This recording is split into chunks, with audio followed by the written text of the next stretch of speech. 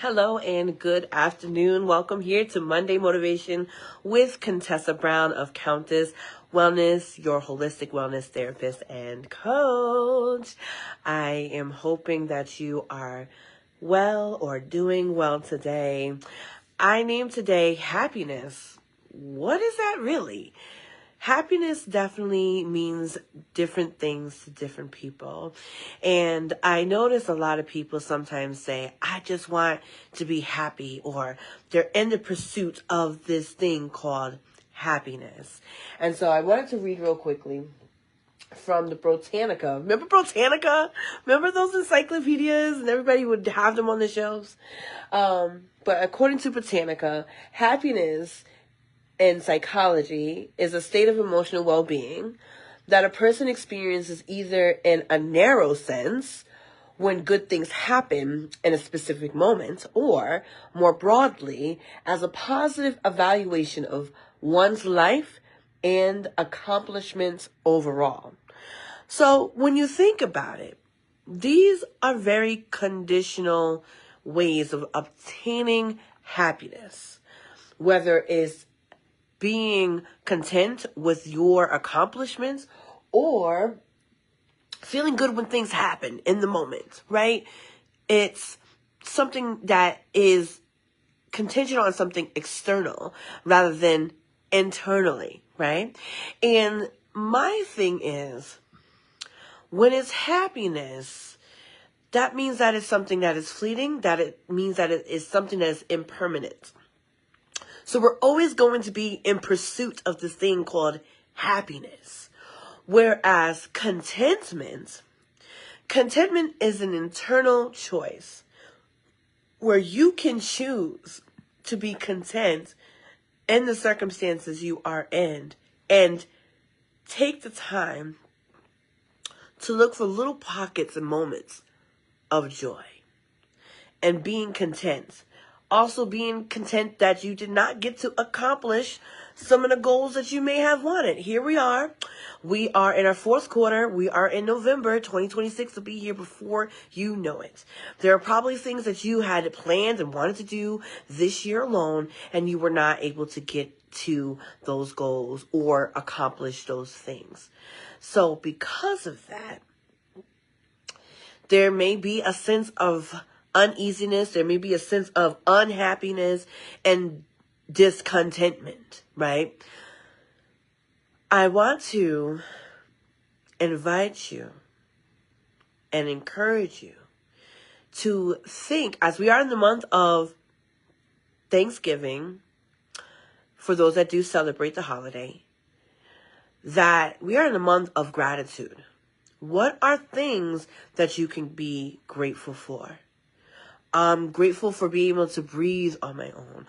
I'm grateful for being able to have peace of mind, amongst everything that is going on. I'm grateful for movements and ability, right? Instead of saying, I have to go to the gym, I get to go to the gym. I get to move my body.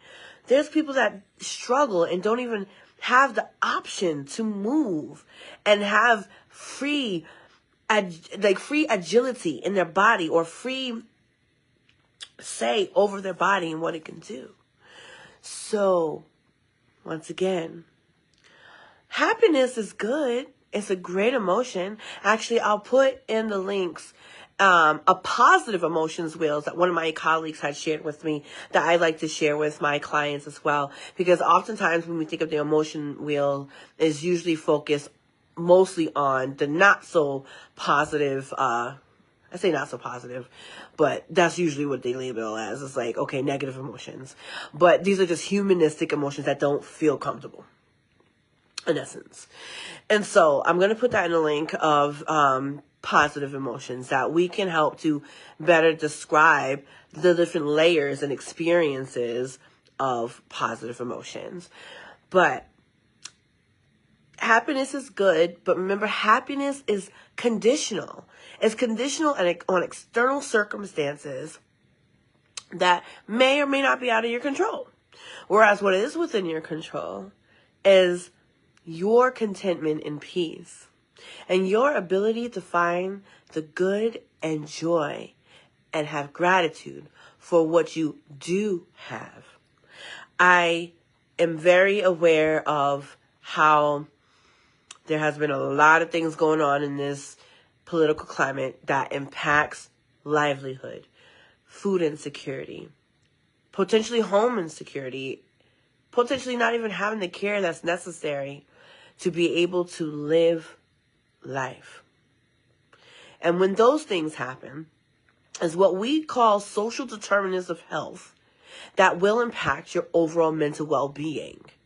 And so I want to encourage those who are teachers, especially of young children, that if you do see that children may be acting out, rather than seen as acting out and punishing them, become curious to see what is the root of their behavior. Maybe they didn't get to sleep. Maybe they didn't even get to eat. So be conscious in this day and age, right? And have gratitude that you do have food to eat, right? I'm hoping. And find gratitude that you get to do this job of being an influence to the children that you teach on a day-to-day basis. So, your soul work for the week is to take an evaluation of your life and what are you grateful for? Is it your family, whether chosen or blood, friends, your hobbies that you are able to participate in? And is it the ability to move? Maybe even the ability to whistle. Something as simple as that. Let's have gratitude and take the opportunity to choose and have choice of what we can be content with. If you found that this was something that was helpful for you, I do encourage you to share this amongst your network to others who you believe can benefit from this message as well.